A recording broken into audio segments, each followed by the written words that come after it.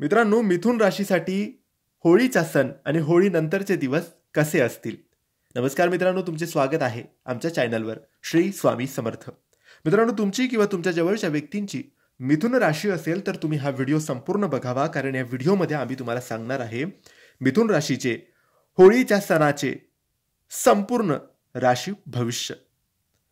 पत्रिकेतील 7व्या भावात गुरु ग्रहाच्या प्रभावामुळे व्यवसायात प्रगती होईल. नवीन व्यवसाय सुरू करण्यासाठी ही वेळ अनुकूल आहे. व्यवसायात तुम्हाला तुमच्या भावाकडून पूर्ण सहकार्य मिळणार आहे.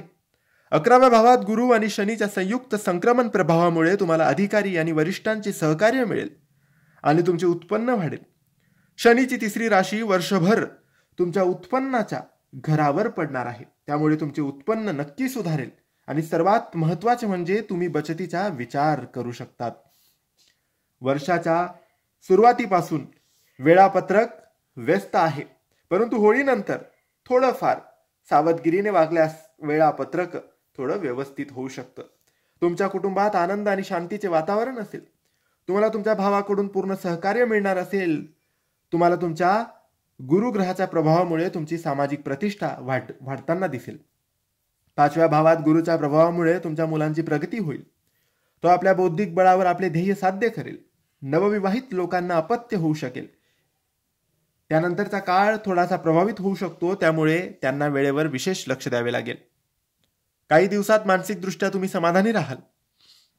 तुमचे आरोग्य अनुकूल असेल, कारण कोणतीही चिंता किंवा समस्या उद्भवणार नाही.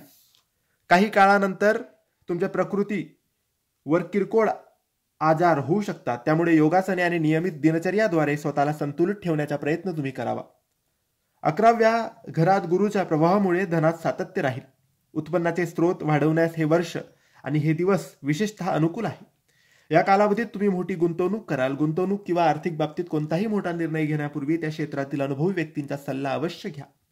केतू 4th भावात असल्यामुळे तुम्हाला जमीन किंवा वडिलोपार्जित मालमत्तेशी संबंधित काही कामांसाठी अचानक प्रवास करावा लागू शकतो.